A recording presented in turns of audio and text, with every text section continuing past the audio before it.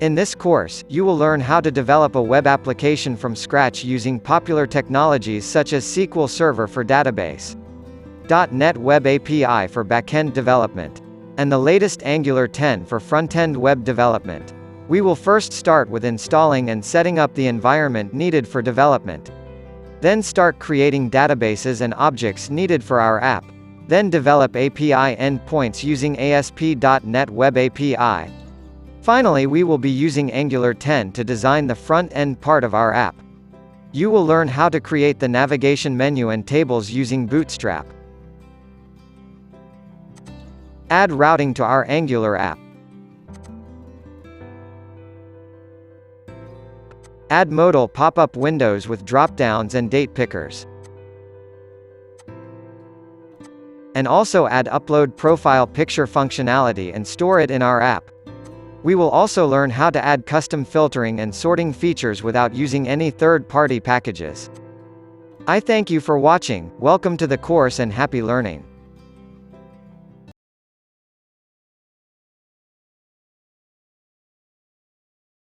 Let's install SQL Server, which is needed to create databases and objects needed to store our app data. Just type install SQL Server and open the official download link. Download the developer version, which is free to download and use. Run the installable file.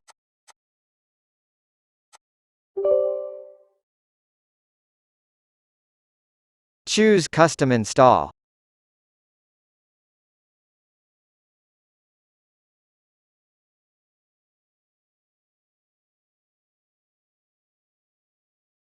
Click on Installation and New SQL Server Standalone Installation.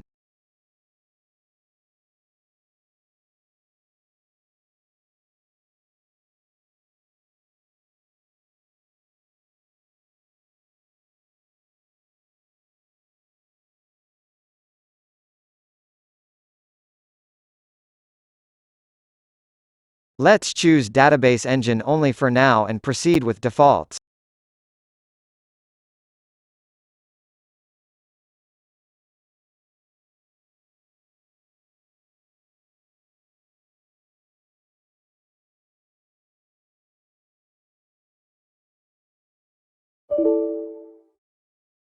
Choose Mixed Mode. Set the desired password.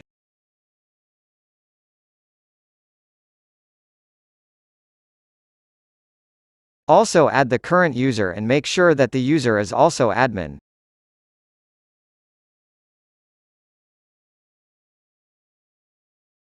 Now let's click on Install.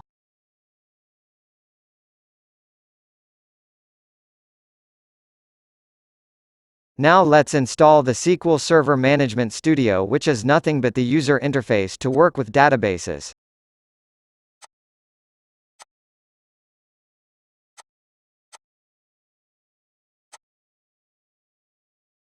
Just keep the defaults and install it.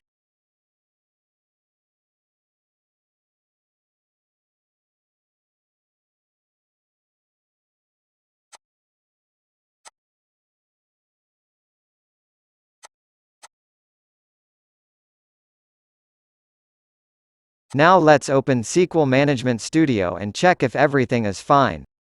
To open a local database, just type dot in the server name and click on Connect.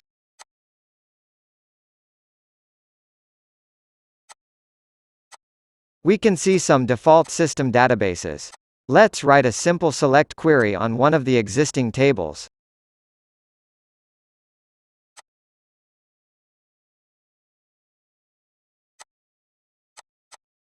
We have now successfully installed SQL Server and Management Studio.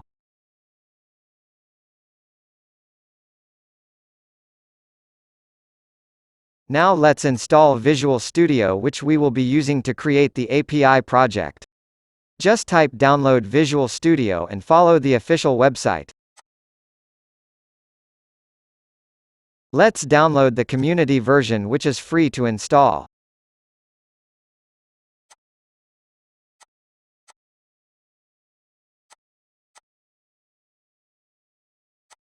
Run the installer file.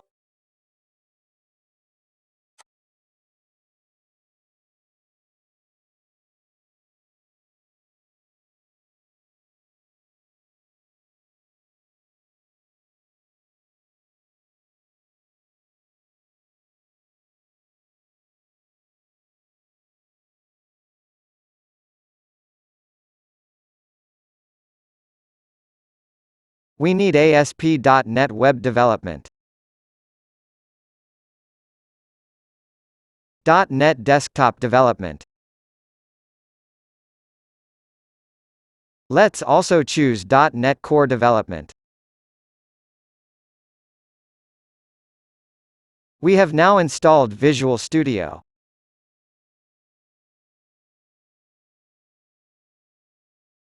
Now let's install Visual Studio Code. Visual Studio Code is a popular lightweight open-source code editor developed by Microsoft. We will be using it mainly to work with Angular project. Just type install Visual Studio Code and follow the official website.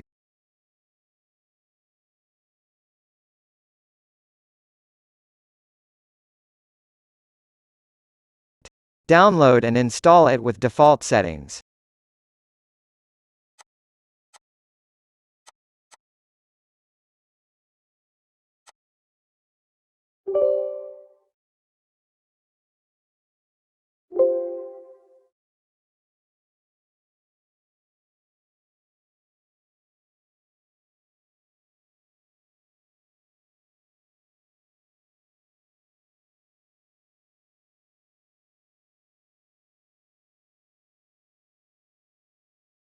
We have successfully installed Visual Studio Code.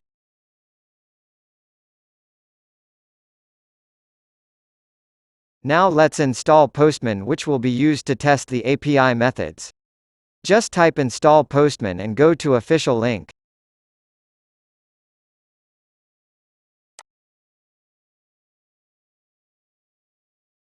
Download and install it with default settings.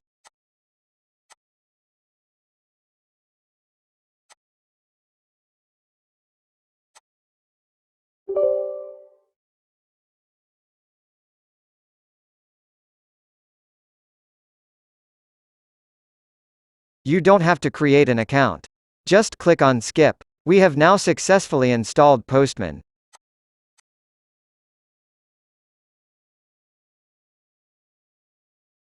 Now let's install Node.js, which we will be using to create and run the Angular project. Just type install Node.js and go to official link. Download and install it with default settings.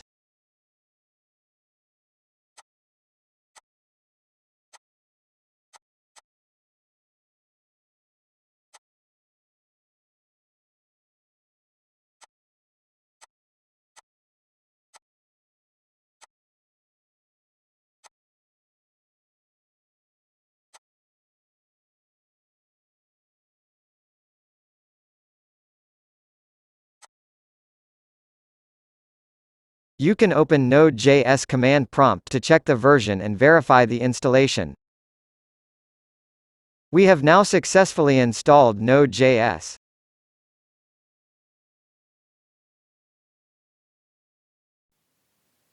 Hello everyone, in this video, let's learn how to install Angular CLI. Angular CLI is a command line utility which we will be using to create and run Angular projects. Although Angular can be installed only to a specific project, it is recommended to install it globally. Let's open Node.js command prompt.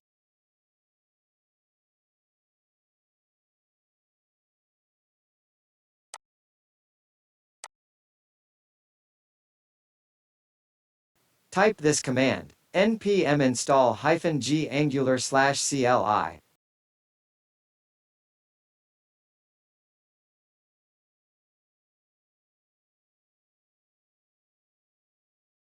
Angular CLI is now installed. Let's just verify the version of it. Just type ng -- version.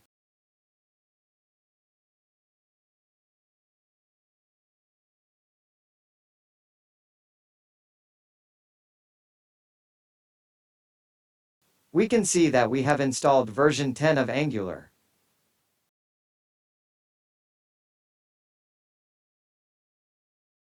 Hello everyone. In this video, we are going to create the database and the tables required for our application. Let's first open up SQL Server Management Studio.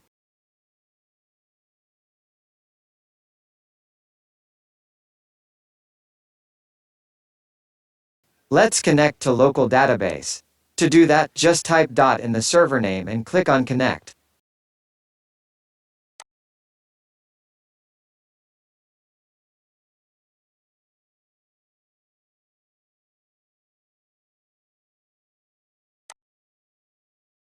We see that currently we don't have any user-created databases.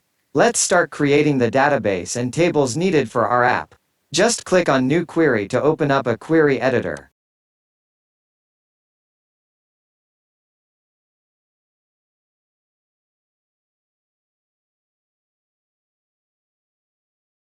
To create a database, just type create space database space the database name.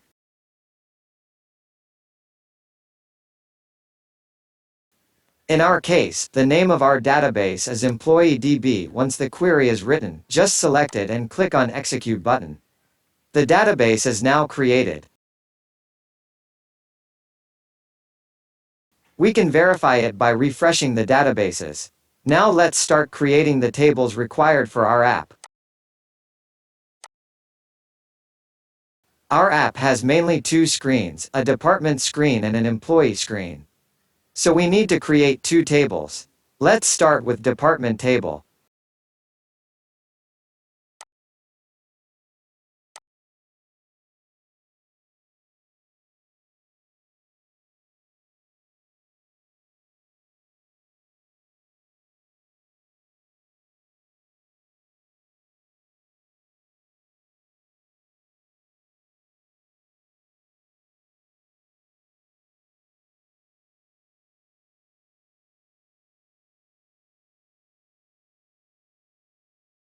The table will an integer ID column with identity 1, 1, which basically means we don't have to pass values to this column. It will start with value 1 and increments it each time a new record is inserted. We will also add a column which stores department name.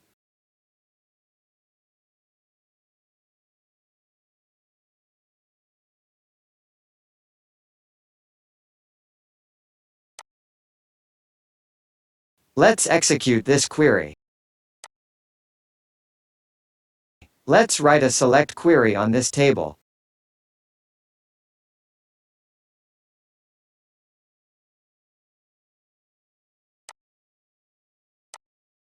We see that we don't have any records in this table yet.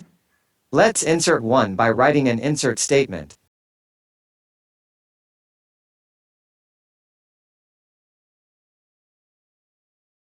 We don't have to pass the value for department ID since it will be inserted automatically. After executing select query, we can see that a row is now available with ID equal to 1. Now let's add another department.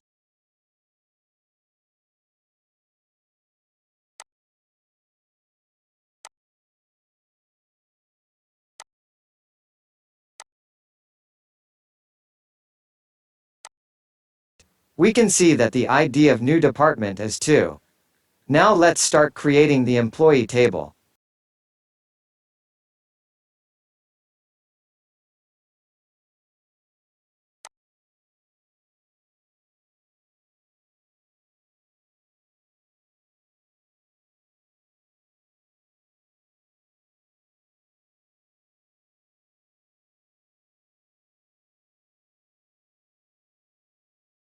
We need employee ID column.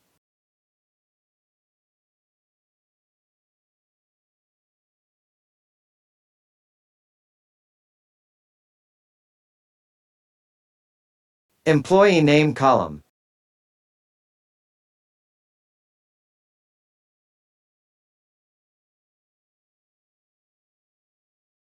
The department to which the employee belongs to.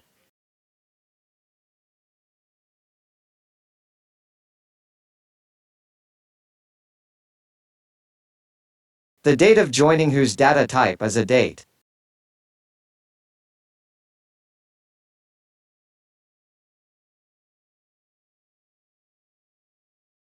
And finally, we will also store the uploaded profile photo name. The actual photo will be stored in the API app server.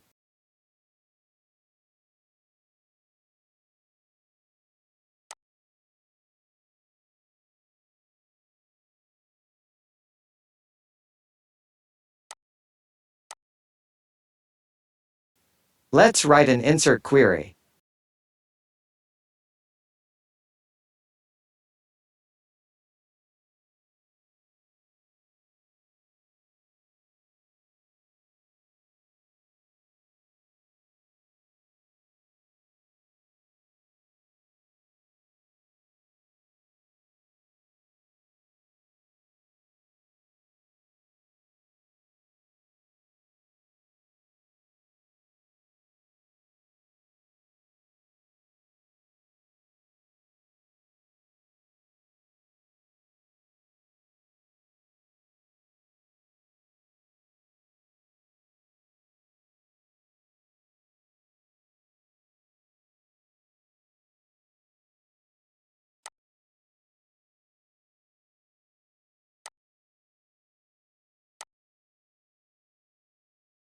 And a select query.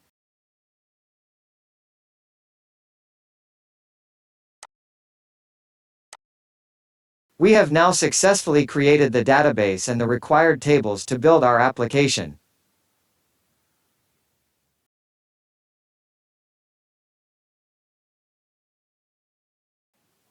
Hello everyone, in this video, we are going to create the Web API project.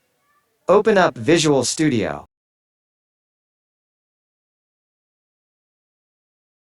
Click on Create a new project.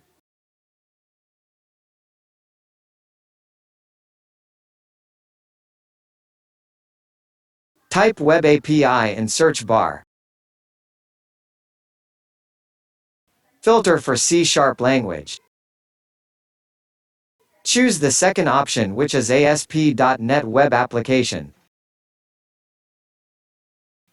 Choose the folder where you want to create the project.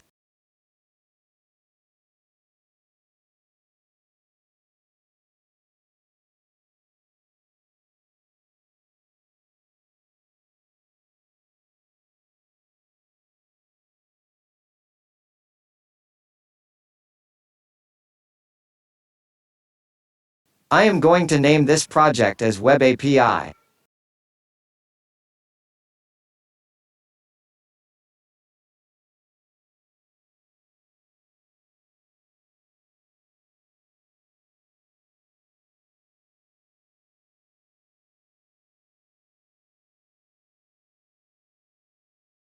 Choose Web API in the options. We don't want HTTPS configuration for now. Let's take a look at some of the important files in this project.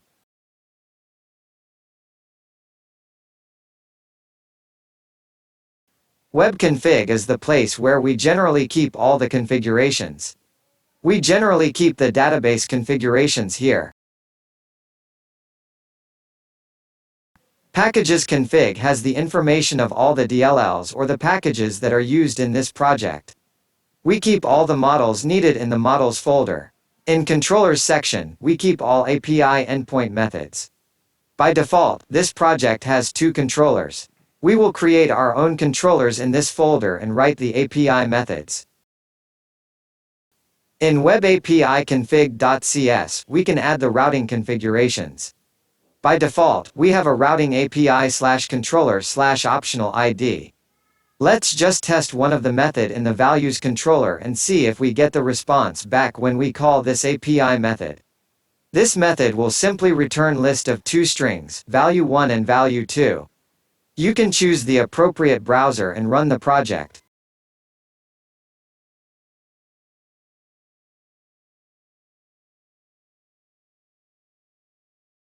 To call this method, we need to simply attach API/values to the API URL.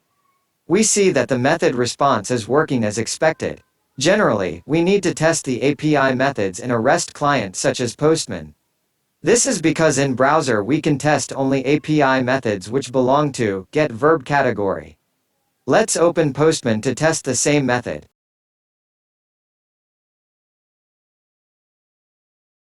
Choose the appropriate verb. Paste the URL. Click on Send. We have successfully created the API project and it works as expected.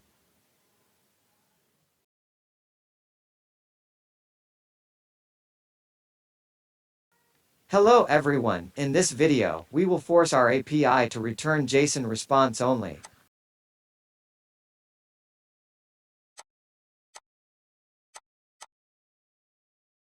Currently, we see that the response is in XML.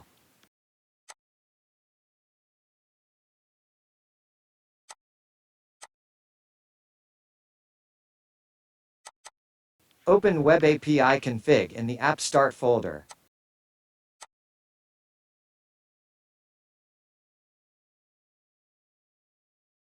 Import system.net.http.headers.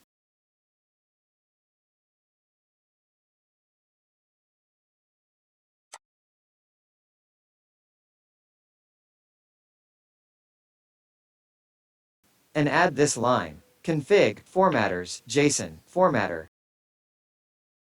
Supported media types. Add, new. Media type header value. Text or HTML. Now let's make some changes to our method to return an anonymous type instead of list of strings. Change the return type. Create an anonymous type.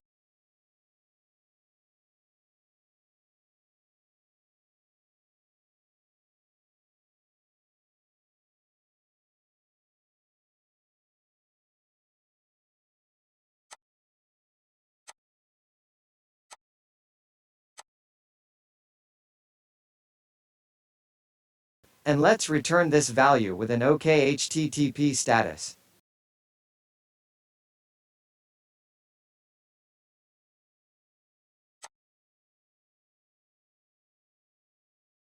Let's check this by calling the API method. We can see the response is in JSON format.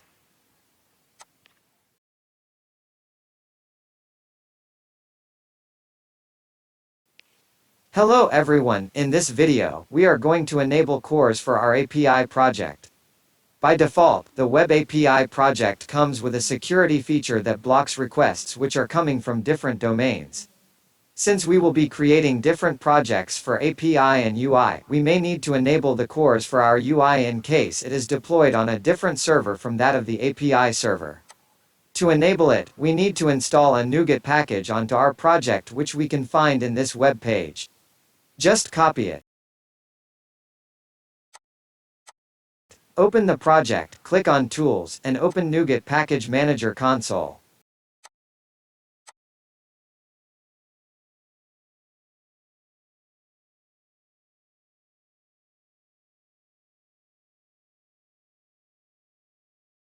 Just type the command and hit on Enter.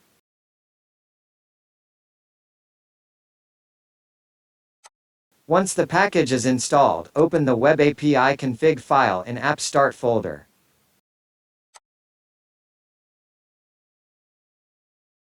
Import system.web.http.cors.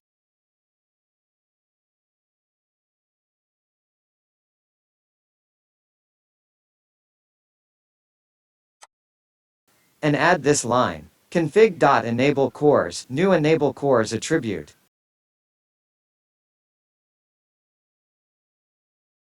Now I am writing star so that I can allow requests coming from any domain. If you want to whitelist only a specific domain, you can add it here instead of star. For example, you could whitelist only google.com to access your APIs.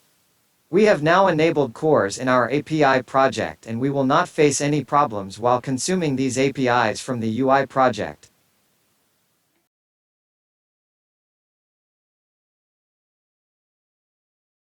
Let's create the models required for our API project. You can think of the models as a kind of blueprints which will help us in interacting with the database. Since we have two tables in our database, we are going to create two models. Let's create the department model first. Right-click on Models folder and add a file with name department.cs.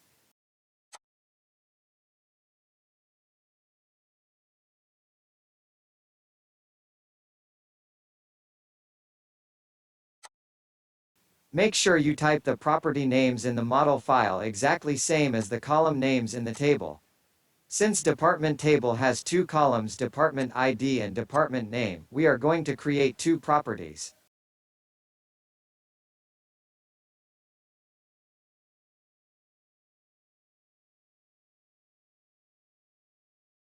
Department ID as integer, and department name as a string.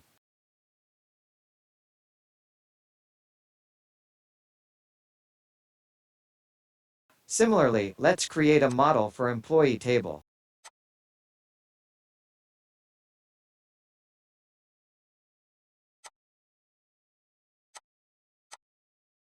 Employee table has 4 columns.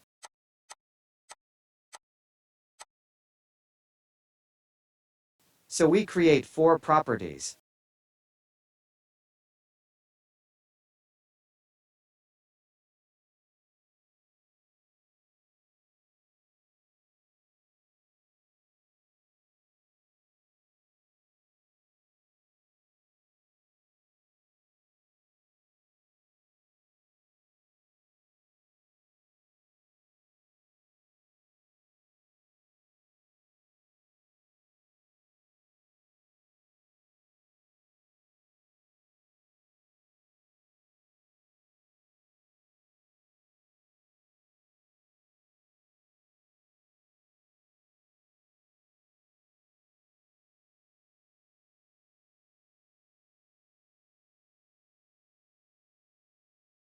We have now successfully created the models needed for our API project.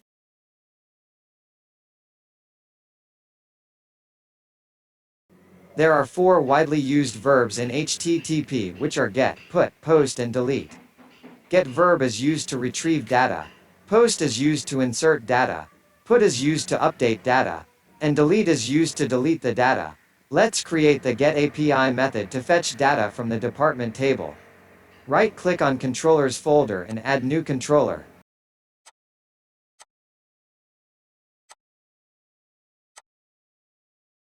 Keep the name as department. Let's start creating the get method to fetch data from department table.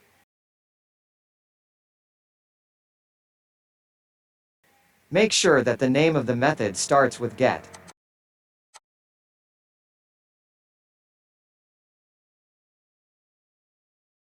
I am writing the query in raw format. This is generally not recommended. We have to create stored procedures and use them instead of raw queries like this to avoid SQL injections. To keep this tutorial simple and straightforward, I may not be following some of the best practices. So the query will be select department ID and department name from dbo.department.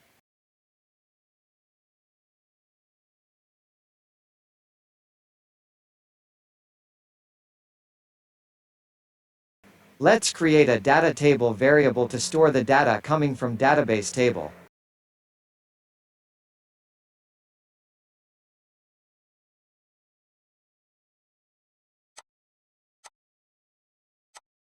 Now we need to write code to execute this query.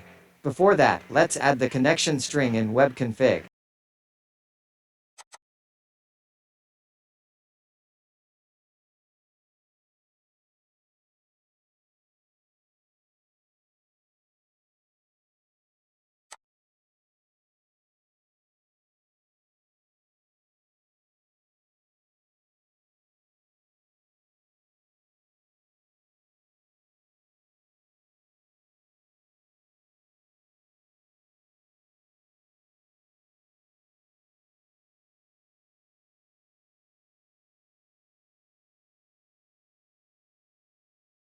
Server name would be dot, which means the local DB.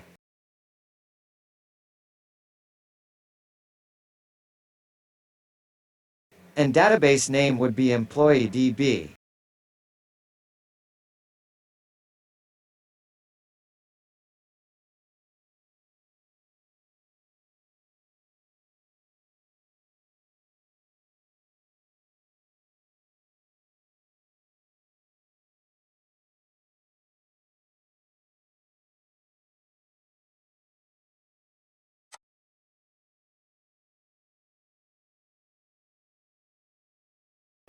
Using the SQL connection which connects to our new connection string.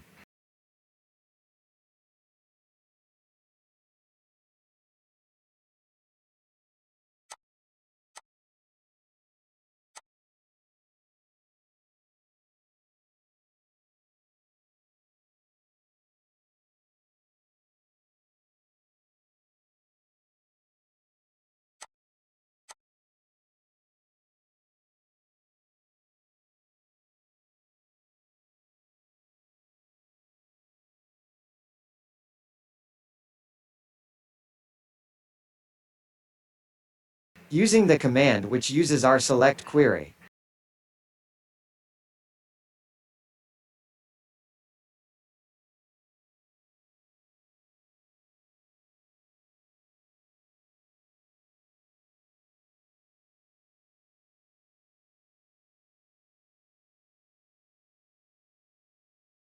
And using the SQL data adapter which helps to fill data into our data table variable.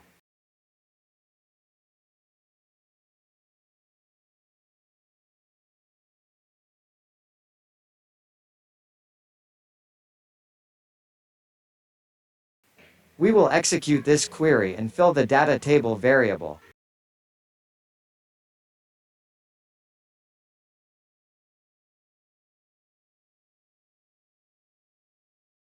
Let's return this table with success status code.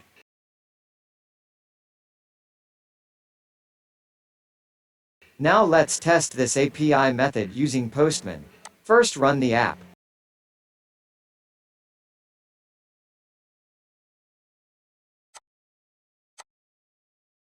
Call the getAPI method of department in POSTMAN.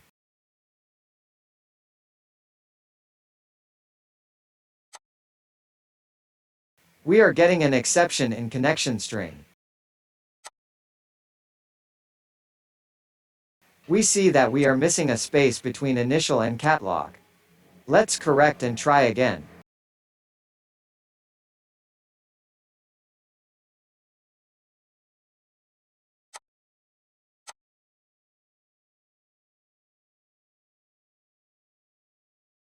We see that we are getting data from our getAPI.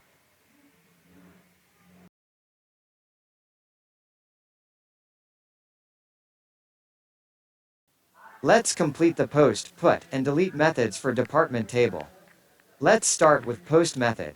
We are going to return just the message whether it was successful or not.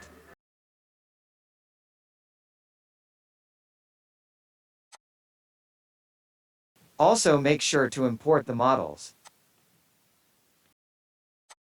Let's write the insert query for the post method.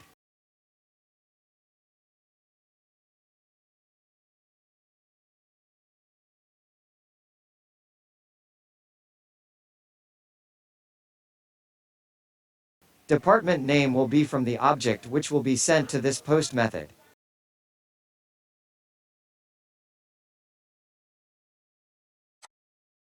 Let's copy the method to execute query. And return success message after inserting is done.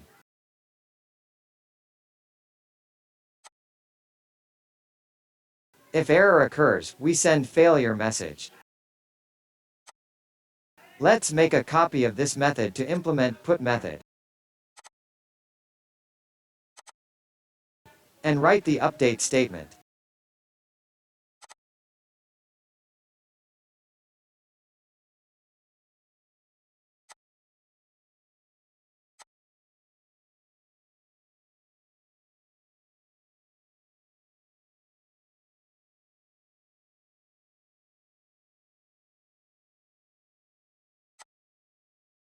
Finally, let's write the delete method which accepts just the ID of the record to be deleted. Let's write the delete statement based on the input ID.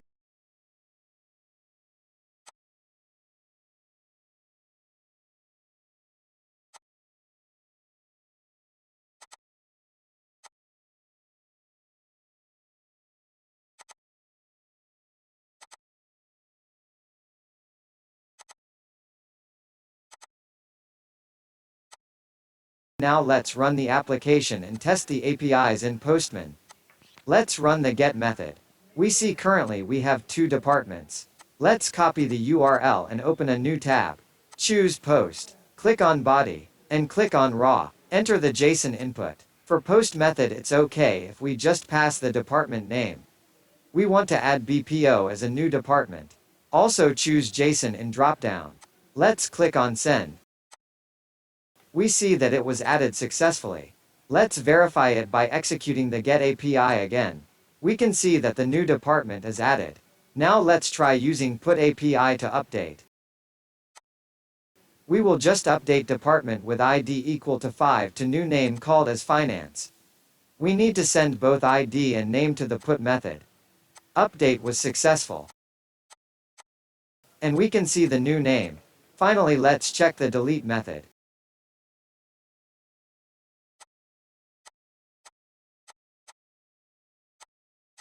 We need to pass the ID of the department to be deleted in the API URL. We see that the department with ID 5 is now deleted.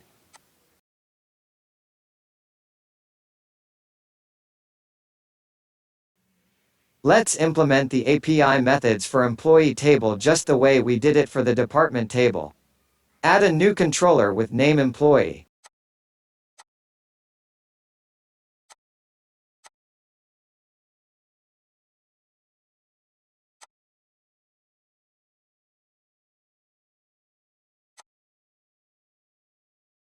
Let's import the necessary modules.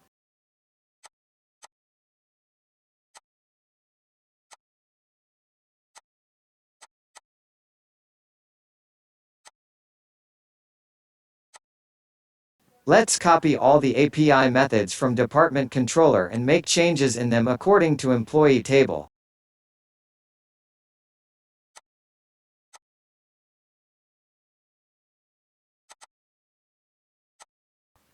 Let's start with get method. We just need to change the query to get data from employee table.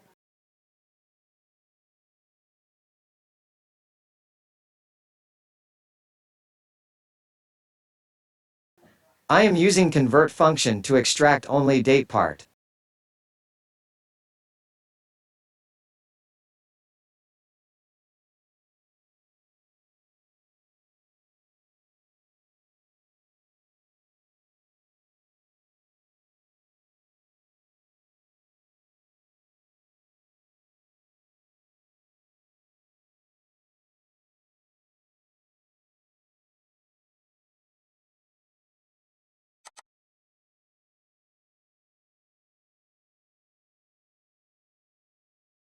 Next, let's modify the post method.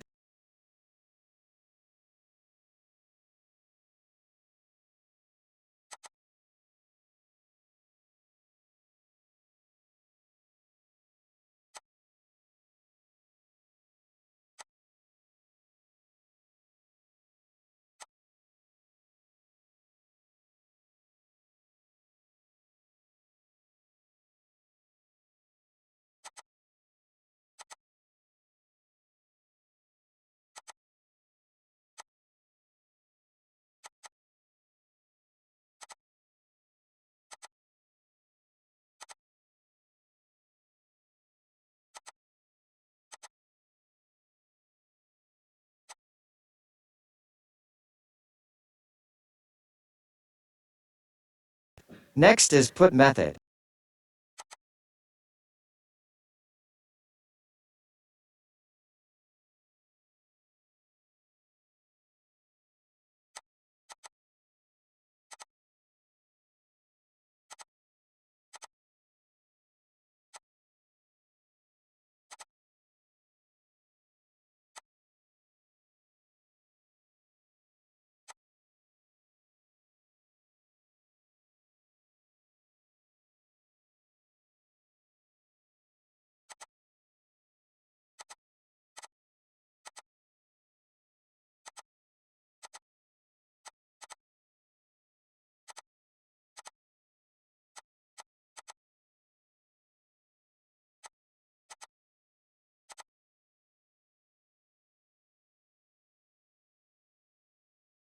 And finally delete method.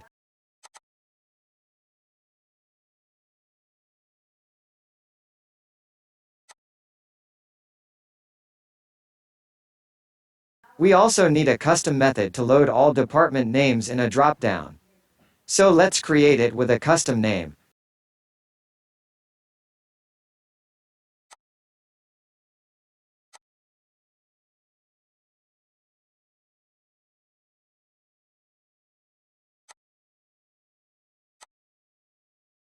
I am selecting only department name from the department table.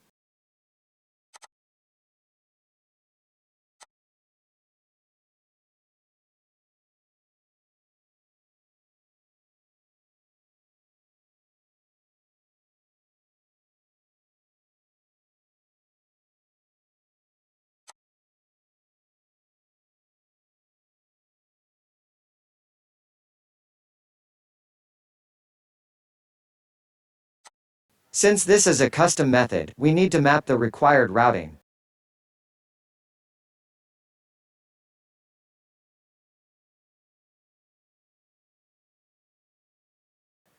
Also add attribute to specify that it is a get method.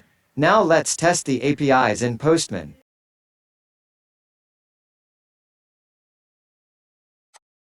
Let's start with get method. We just need to change the URL to employee. We see currently we have one record. Let's test post method by adding another employee.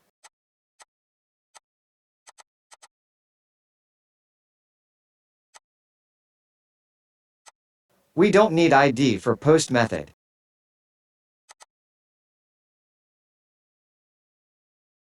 Let's execute. We see that new record is added. Let's change the name of new employee using put method.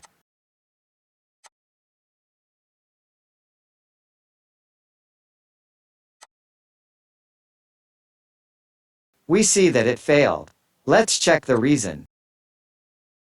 We see that we have missed to add commas. Let's add and retest.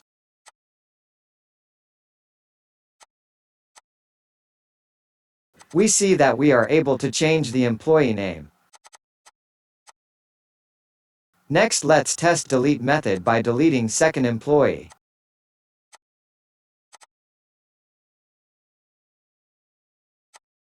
Delete method is also working.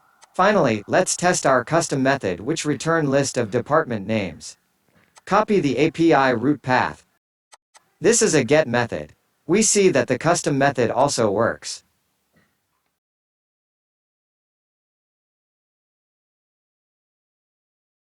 In our app, we are also creating the feature to upload profile pictures. So let's write an API method to save the uploaded photos. First, create a folder with name photos. We can right-click on folder and click on Open in Folder File Explorer to open the path of this folder. We see currently it has no files. Now let's write the method to save the file.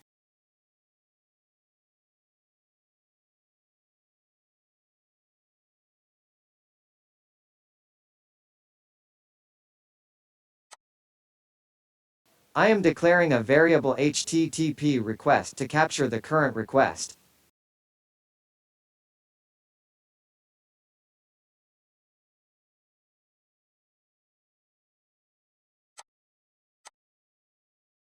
We may need to import a module named system.web.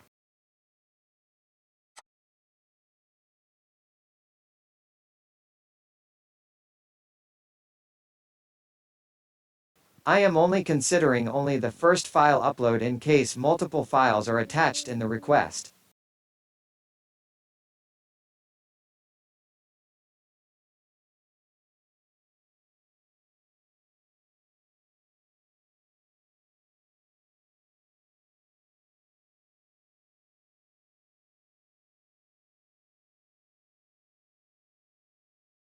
I will save it in the newly created folder called as Photos.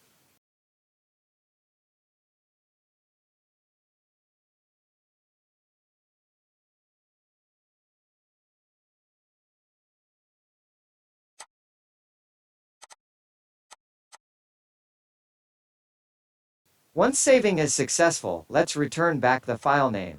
If error, we will return file name as anonymous.png. Let's also add custom route for this method.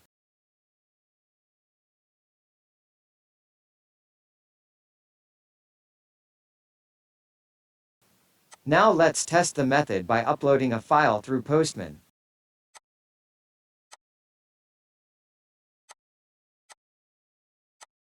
Choose Post option. Paste the API path.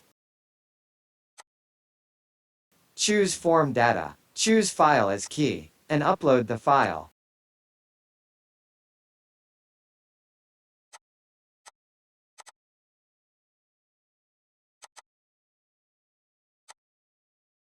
We see that it was successful. Let's check the Photos folder.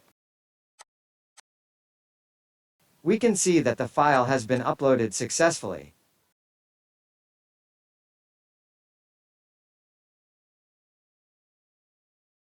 Let me give some basic introduction to Angular project that we are going to create. Let's take example of the app that we are going to build. It basically has two main screens. One to show departments data, and another one to show employees data. Also, we will be adding pop-up screens to add or edit the departments or employees. Traditionally, if we would like to build this just using HTML, CSS and JavaScript as a single-page application, we would have to write all the features in one HTML file. This would get complicated to maintain. With Angular, we can make use of something called as components, so that each component contains only the HTML needed for the specific feature. For example, for our app, we will create two main components: department component and employee component. Again, inside each of these components, we can add child components. One child component to show or delete records. Another child component to add or update records. And this is how the component folders actually looks in the project. This is how the architecture of our Angular project looks like.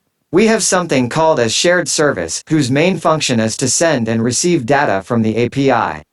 All the components that we are going to create will make use of this shared service file to send or receive data from API.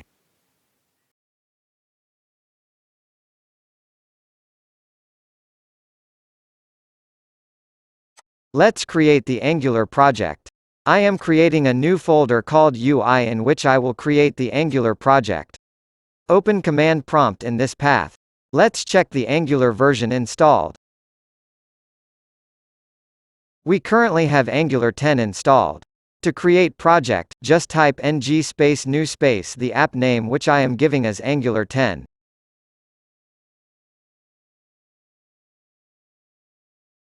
Let's keep the routing feature. We can also add it later in case we select no at this point. Let's keep default styling. Once the command is completed, a new folder with project name will be created with some files. Let's view them in Visual Studio Code. First, navigate inside the project folder, which in our case is called as Angular 10. Type code space dot.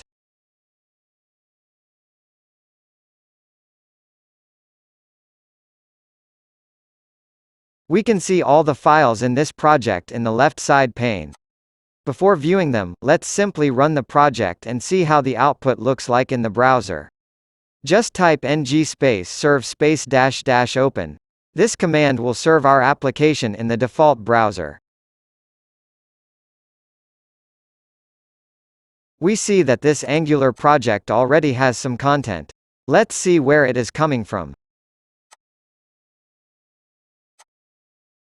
Just open the source folder. Inside this we have a file named index.html. This is the final file which gets rendered from Angular project. Inside body, we have a custom HTML tag. We call them as selectors. This particular selector is inside app folder. Open appcomponent.ts. We can find the selector here. The corresponding HTML content behind this selector can be found in appcomponent.html. What you currently see on the screen is coming from this HTML file.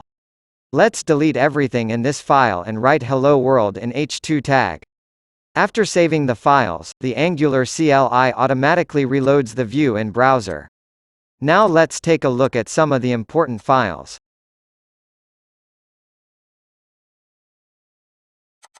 Package.json contains all the packages or modules or dependencies that are currently used or needed by this project to run. Angular.json contains configuration options for serving, testing and building this project. Index.html is the final file which gets rendered when running the app. App module contains an entry of all the modules, new components and services that we create in this Angular project. App component is the root component. We can add any number of child components. All of them will reside inside the app folder. App component HTML is the HTML content of root component. And appcomponent.ts is the file which contains all the functionalities written in TypeScript or JavaScript language. These functionalities will be used by appcomponent.html. Appcomponent.css contains all the styling needed for appcomponent.html. If you need to add styling globally and not specifically to one component, we can add them inside styles.css.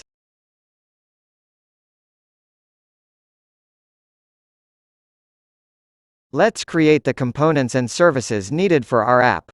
As already discussed previously, we need two main components. One for department and another for employee. Again, each of these components will have two child components. One to show or delete and another one to add or update. Also, we need one service file to consume the APIs. Let's create the components first. Just type ng space generate space component space the name of the component. We can see that the department component has been created in the app folder. Let's create the child components for department. One for showing the department data or deleting it.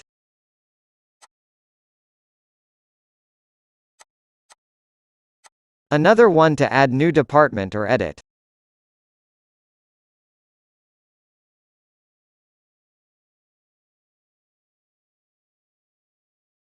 Next, let's create the employee component.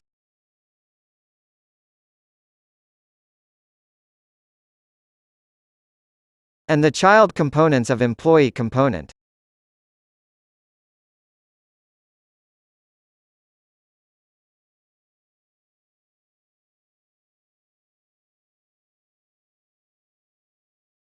Now let's create the service file. Just type ng space generate space service space the name of the service.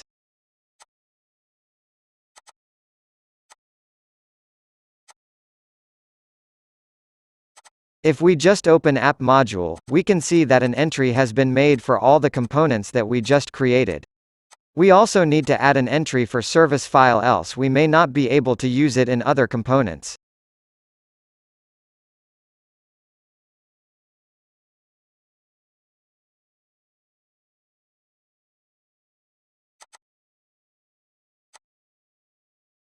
Just add the service name in providers section as well. Now we have successfully created all the components and services needed for our app.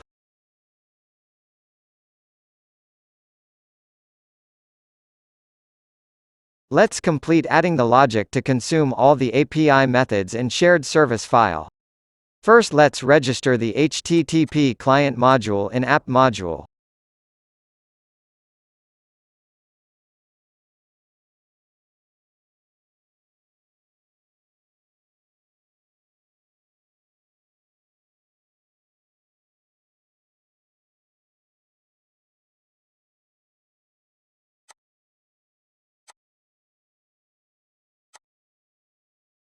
Also, let's import couple of other modules related to forms which we will be using in other components.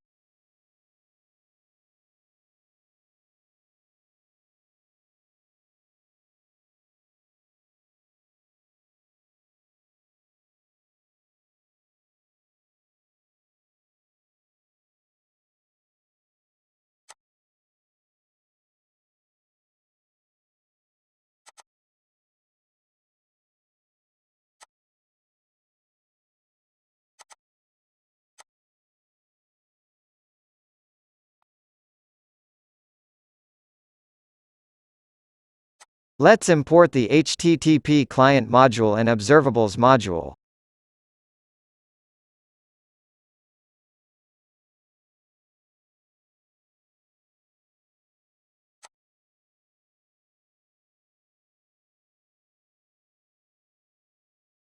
Observables are basically used to handle asynchronous requests and responses.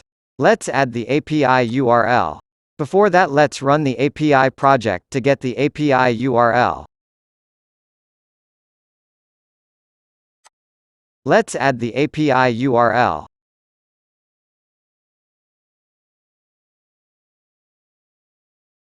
Also, let's add the photo URL, which we will be using to display profile pictures in our Angular app. Let's instantiate the HTTP client in constructor. Let's first add the method to consume the getDepartmentData API.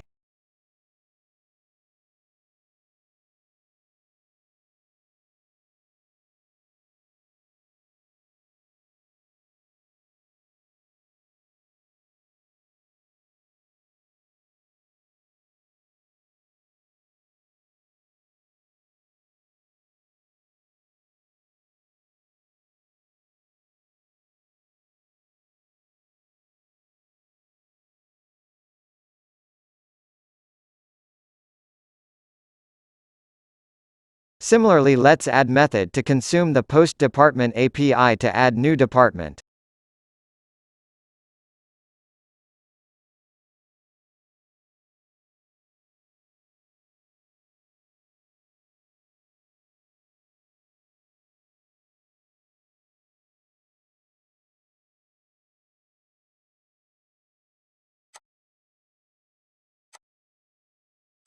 Put department API to update the department details.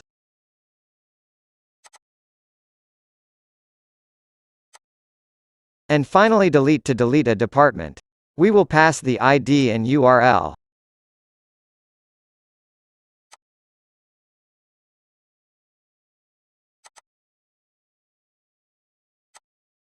Let's make a copy of all these methods to replicate for employee APIs.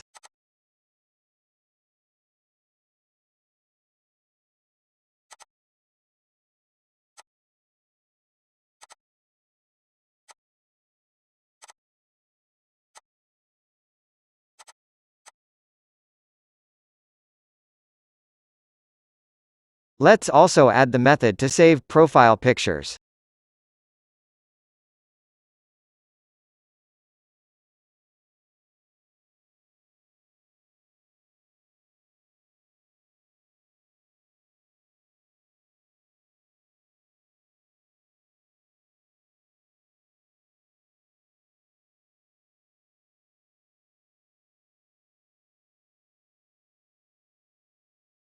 Also, we have one more method to get all department names.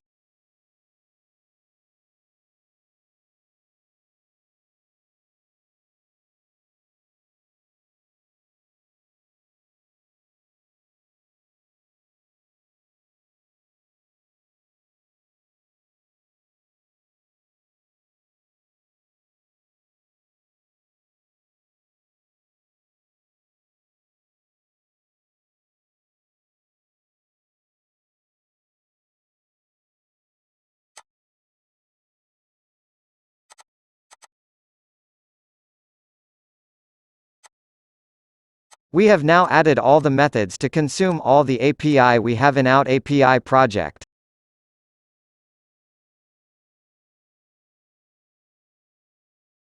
Let's add routing to our app. Routing is basically the ability to navigate to a particular screen of an app by just using the URL. For example, if we type department in the URL, we should be able to navigate to department screen. And if we type employee, we should be able to navigate to employee screen. Currently, the department screen consists only this text, department works. Same with employee screen. To add routing, just open the app.routing.ts file. Import the employee and department components.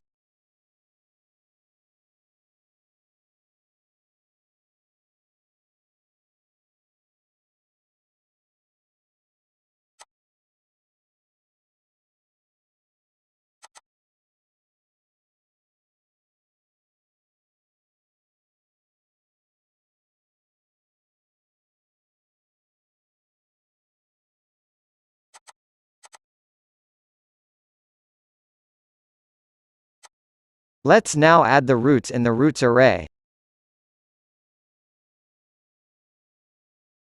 If user types employee, we should show employee screen.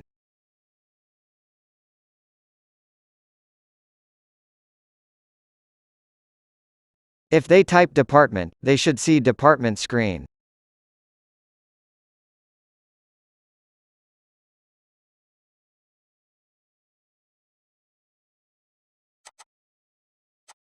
Also add this selector in app component HTML.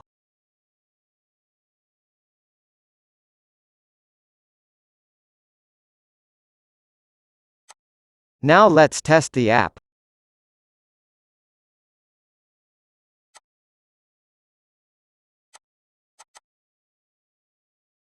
We have successfully added routing feature to our app.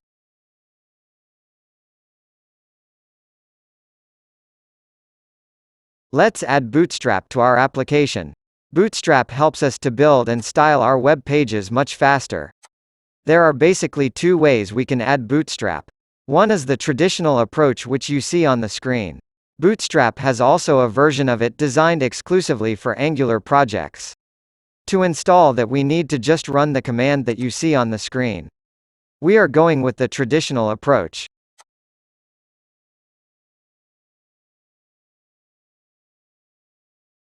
First, copy the stylesheet link.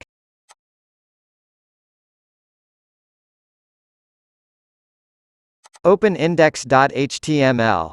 And paste it in the head section.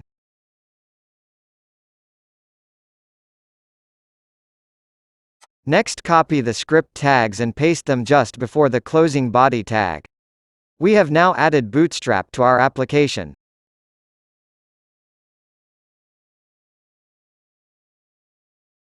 Let's add navigation menu to our application. Our navigation menu will basically have two options. One to navigate to department screen and another one to navigate to the employee screen. First, open the app component.html. Let's add a div with class container.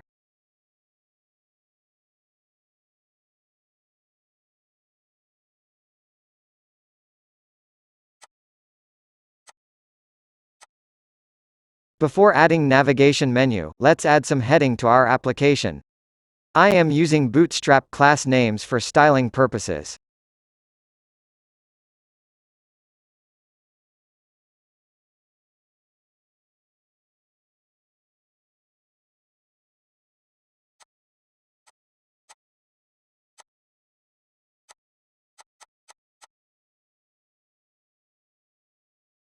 Now let's add the navigation menu.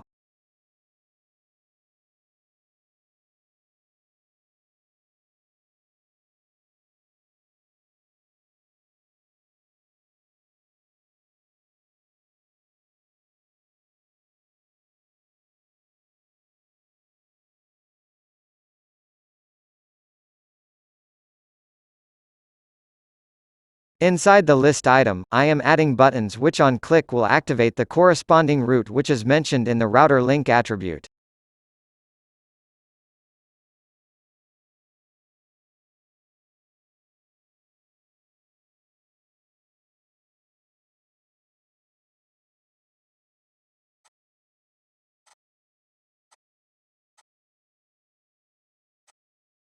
Now let's test the navigation menu.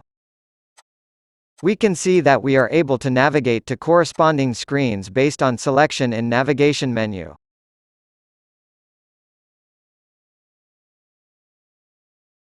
Let's create the table to show departments data in the department screen. Open showDepartment.ts file inside department component.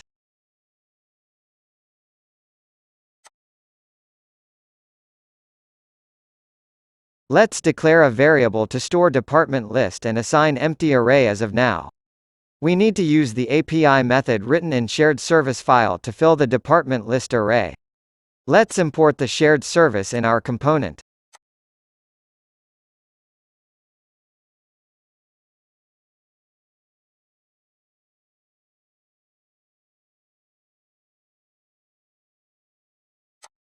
Also instantiate it in the constructor.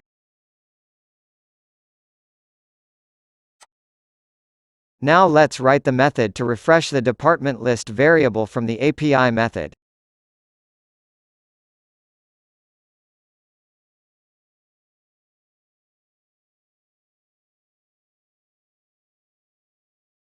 Subscribe method makes sure to wait till the response is received from API call and then only assign value to the department list variable. This is an asynchronous operation.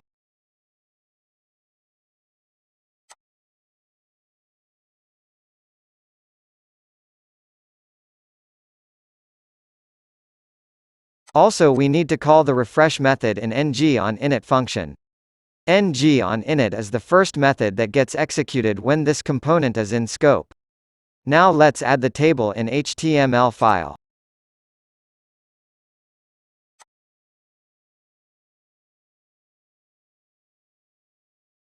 I am adding Bootstrap styling for table.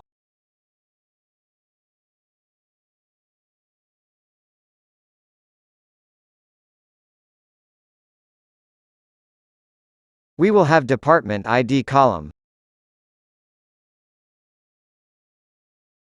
department name column, and also one more column called as options in which we will add feature to edit or delete the record.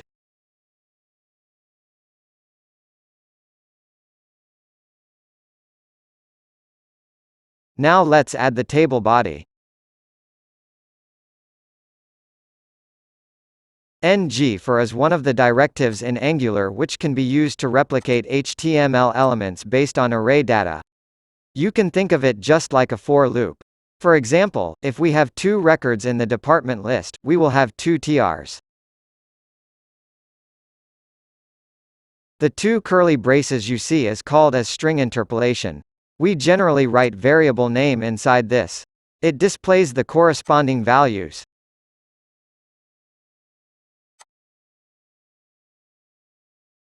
Also, for time being, let's add 2 buttons to edit and delete records.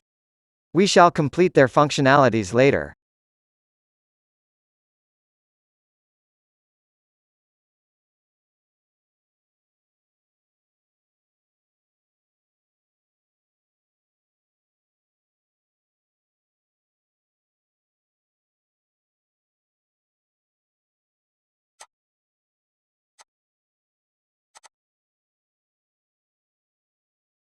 We need to do one last thing.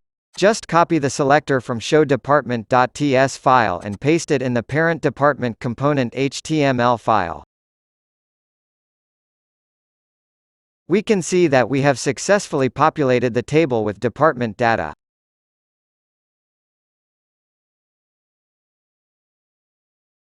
Now let's add the Modal Pop Up Window, which we are going to use to add new department or edit existing department.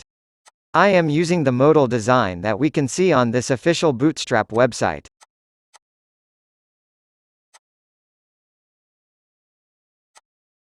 Let's copy the code and paste it in the show department HTML. We need to make some changes to it.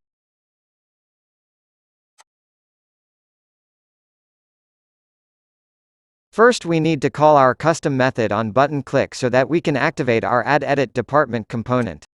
Let's change the name of our button. Make it float on the right side of the screen.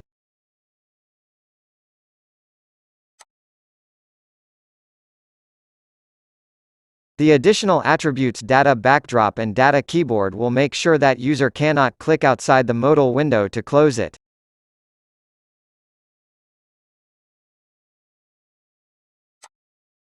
Next, instead of the default title, we will set the title using a variable that we will populate in TypeScript file because we need to use same modal window for both add and edit.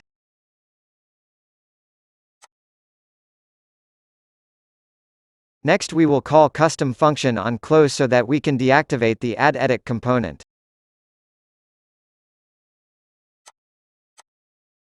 Let's get rid of the modal footer. And inside the body, we need to copy and paste the selector of add edit department component.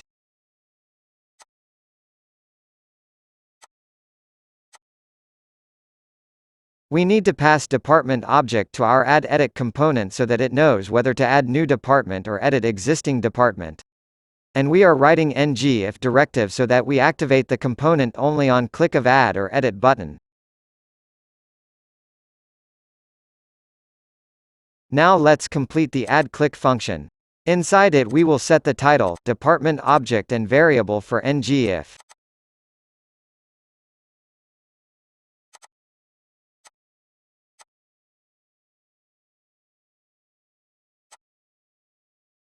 Let's declare the 3 variables to be set.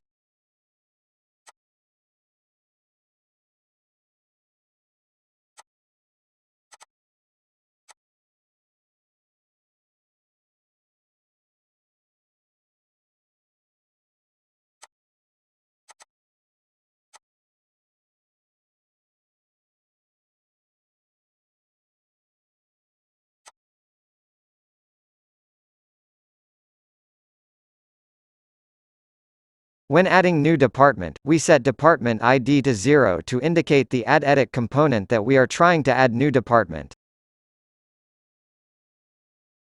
Also set the modal title to Add Department.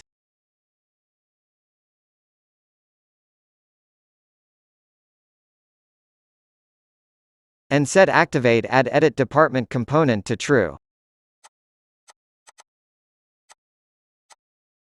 Now let's complete the close function. We just need to deactivate the Add Edit component. And refresh the department list so that in case new department is added, we can see it without refreshing the page.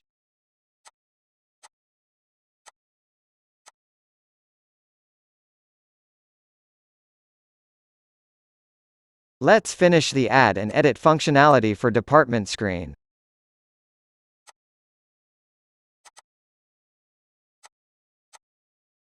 We need to copy attributes from Add button to Edit button as well so that we can activate the pop-up on Edit button click as well.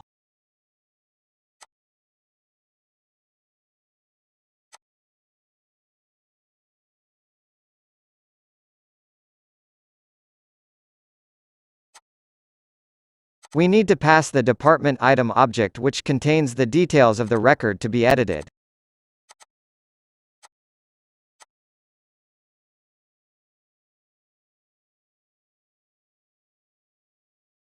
On click of Edit button, we should send the department object details to Add Edit screen. Set the title to Edit Department.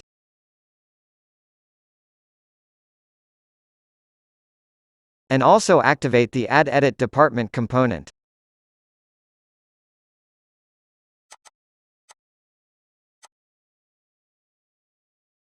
Since we are passing department object as input to the component, we need to capture the same in the Add Edit component. So we need to make use of input directive.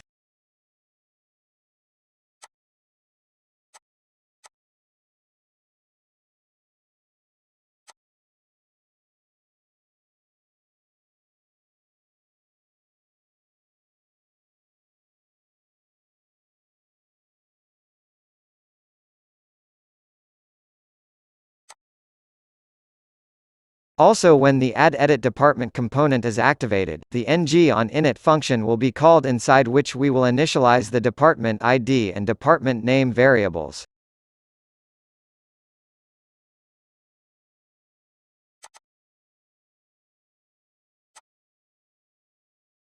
Now let's add the controls needed for department Add Edit screen.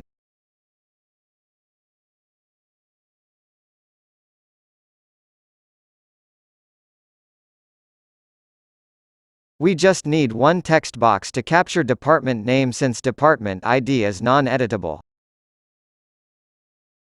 ng model is used for two-way data binding. For example, if we enter some text in this text box, the variable department name will be updated automatically with the text box text value. We need to create two buttons. One for add and one for update. Add button will be visible when department ID is equal to 0.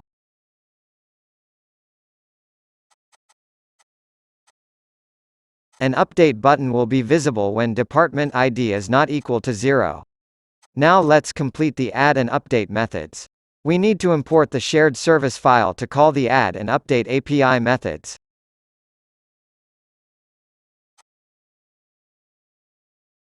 We need to create the department object in JSON format.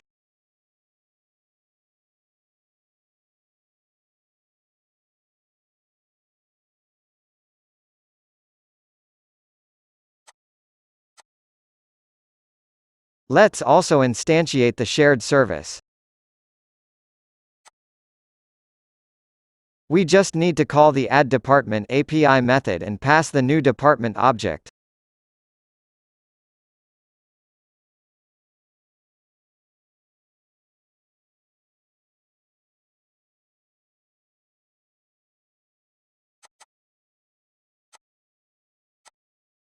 Update will be implemented in a similar way. Only difference is the department ID will not be 0. We need to make the modal window to align in center and also make it look bigger. Let's make some changes in the modal window class.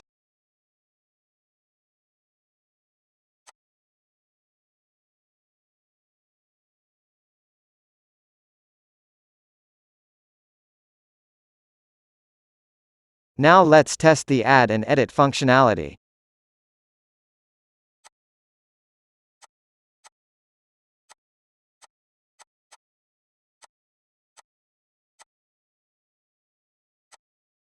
We see that add and edit functionalities are working as expected.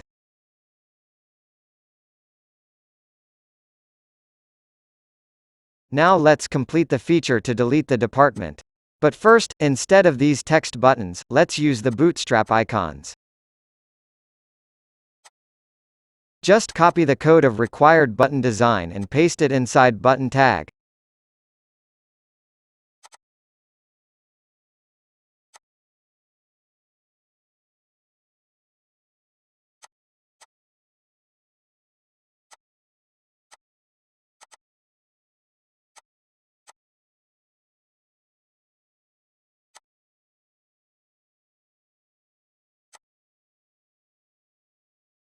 Now let's implement the delete function.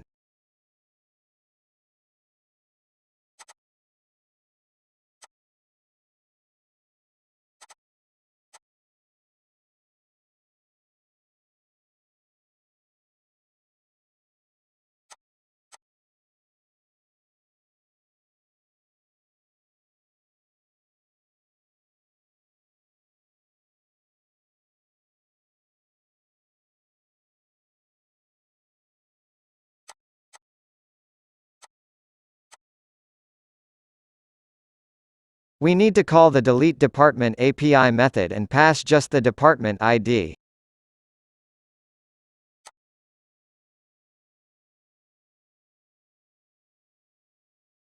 Once successful, let's display the message. Also refresh the table. Let's test by deleting one record. We see that the delete feature works as expected.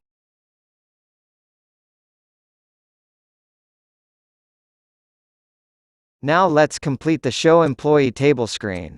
We just need to replicate the functionality of Show Department screen, and the minor difference would be to simply change the variable names to employee instead of department. Let's copy the Show Department HTML first.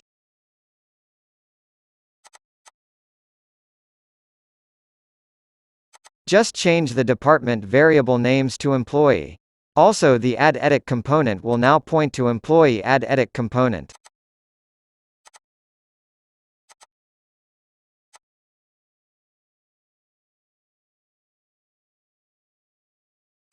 And we will have column names of employee table.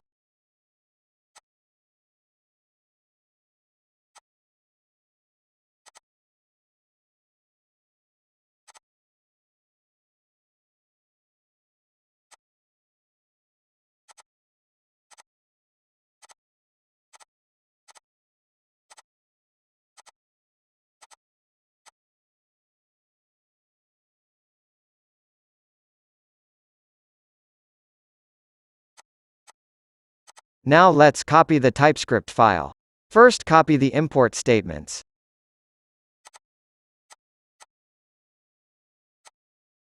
Next, all code starting from constructor line.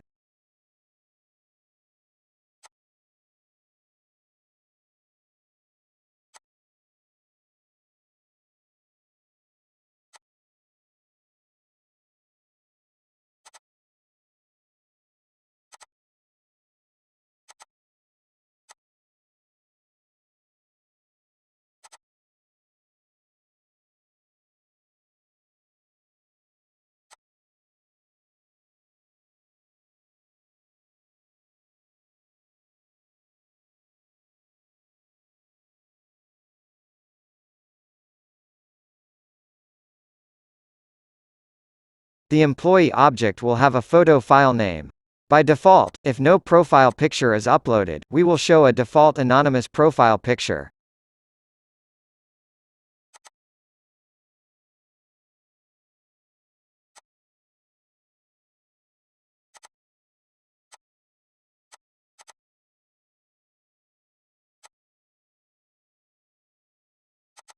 Just change the API to employee methods.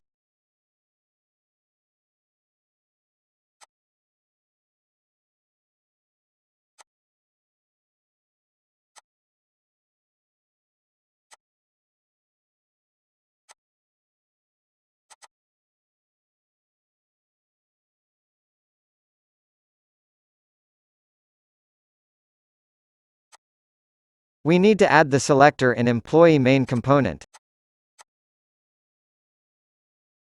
Now let's test the show employee screen. We see that the show employee screen works.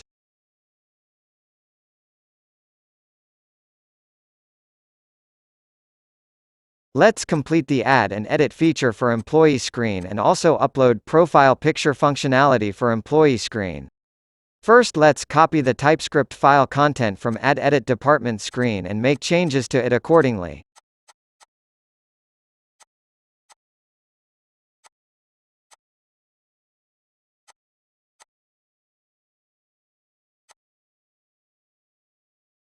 Let's declare the variables needed.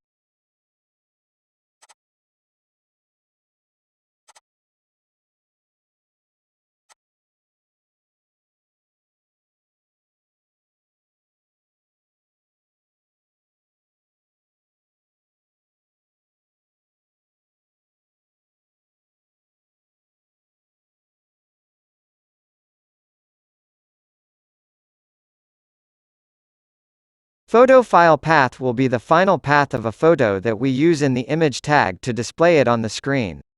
Also, we have an option to select department name from dropdown. Let's declare an array to store the names and use it in the drop-down.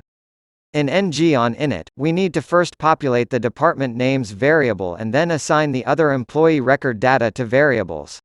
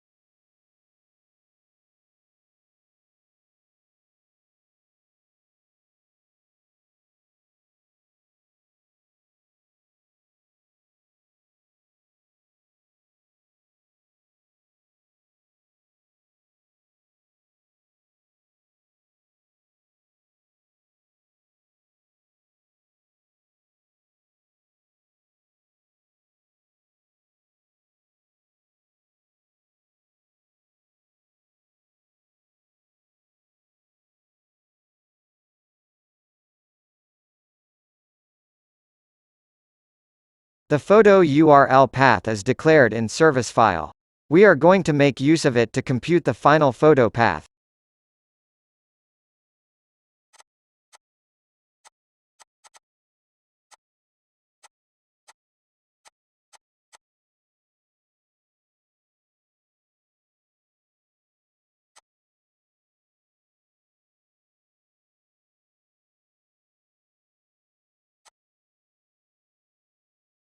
Let's complete the add and update methods for employee.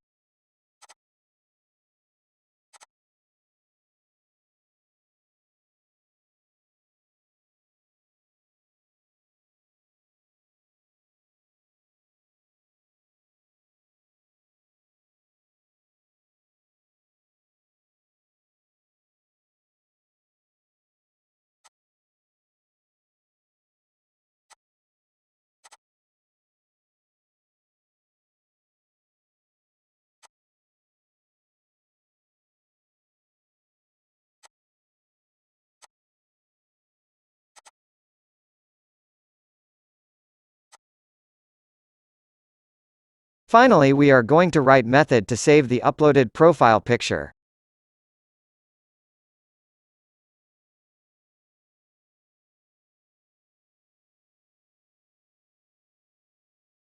We are going to create a form data and assign the file name and the file to it.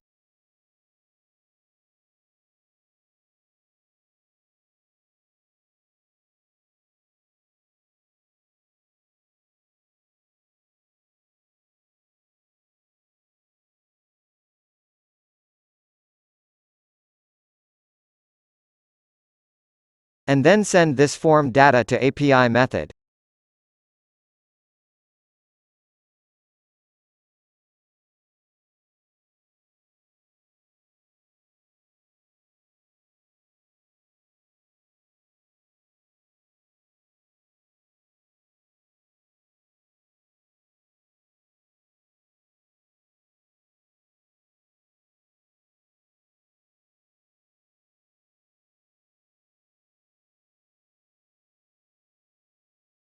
Let's now complete the add edit employee HTML file.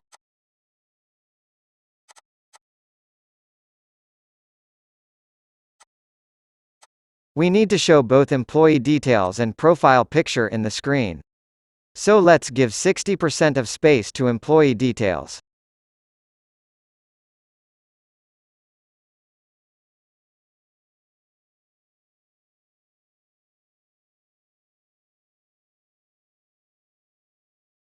And 40% space for profile picture.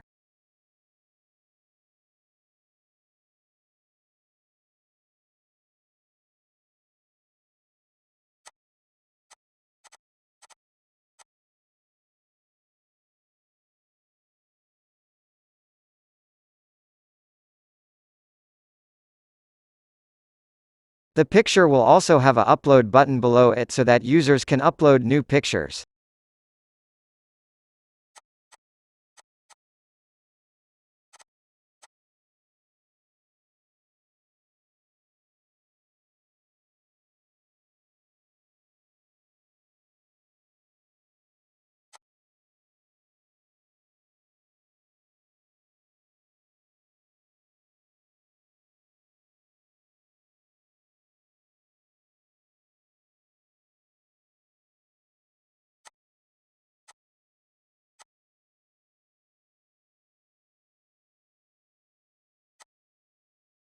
Now let's add the text box for employee name.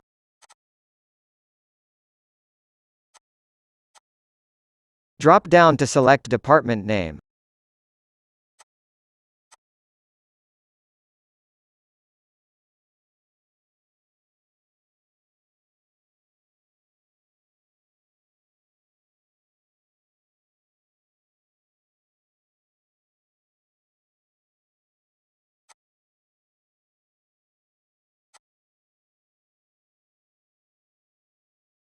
The values for drop-down will be loaded using the variable that we are populating in ng-on-init method.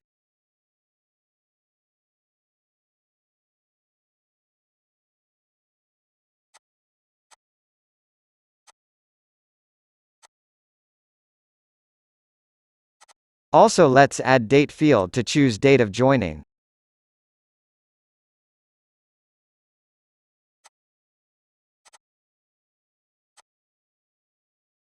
Let's make changes to the add and update buttons as well.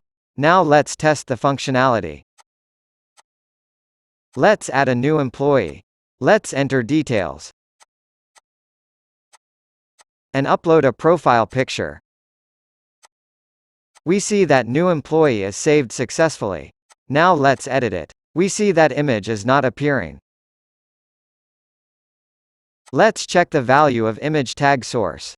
We see that file name is not getting captured. Let's print the values in the console by using console.log method. We see that the letter N is in lowercase. Let's make changes in the API.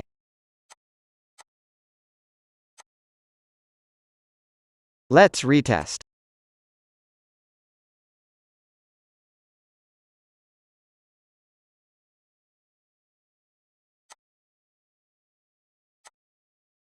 Now we are able to see the image. Let's change the name and try to save.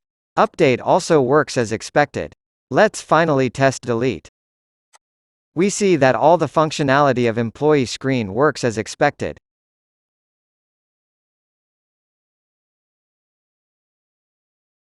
Let's add a custom sorting and filtering option to department table. Let's start with filtering. We will add a text box at the top of each column.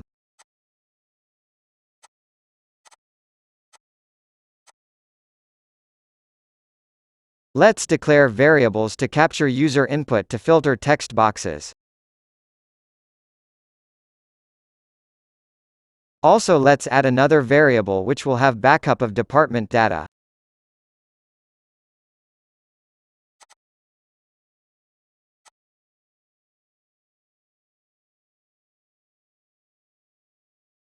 Now let's write the filter function which will apply the filter on backup data and assign it to the department list variable.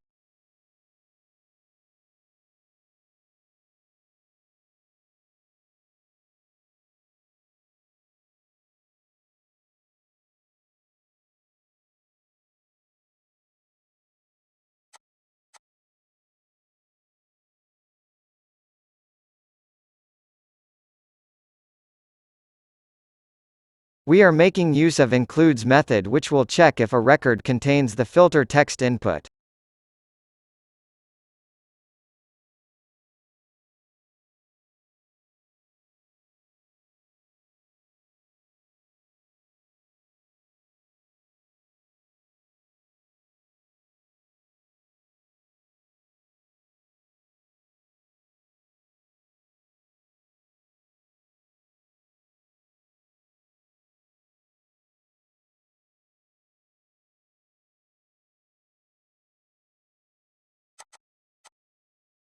Now let's add the text boxes to capture filter text.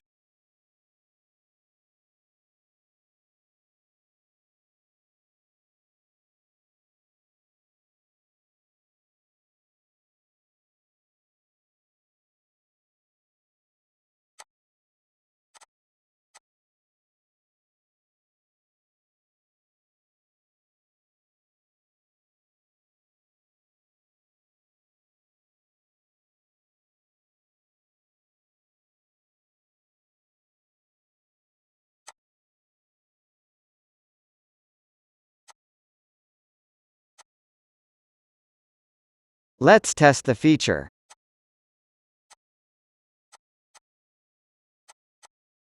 We see that the filtering feature works as expected. Now let's add sorting feature. We need to add 2 buttons for each column.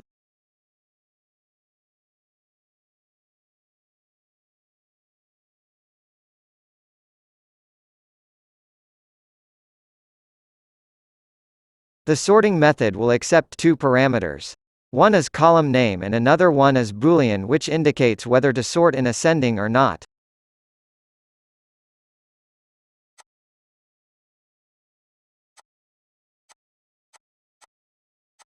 We will have 2 buttons.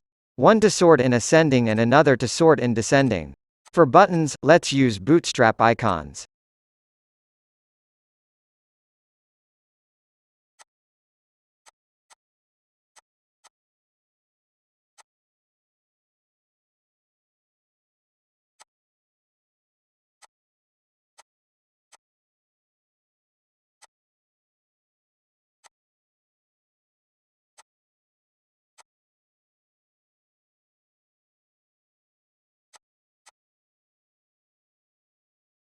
Now let's complete the sorting method.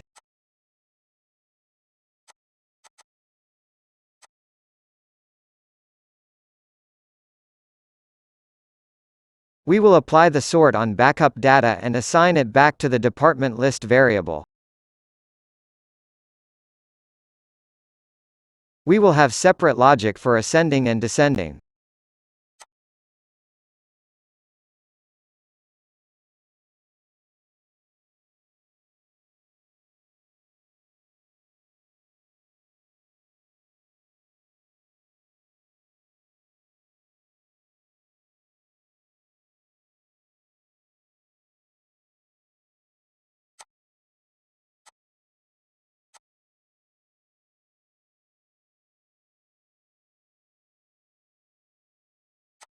Let's now test the feature.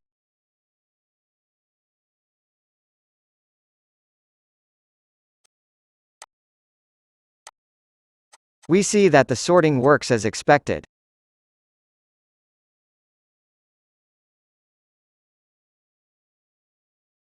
In this video, we will take a look at how to get the deployable files for both API and UI project. Let's start with API project. Just right-click on the project, and click on Publish. Click on Folder Publish option. The files will be published into bin folder.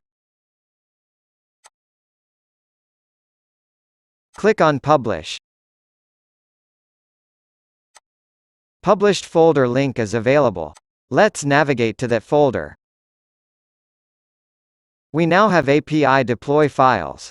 Let's move to UI project now. We just need to type this command ng space build space -- prod.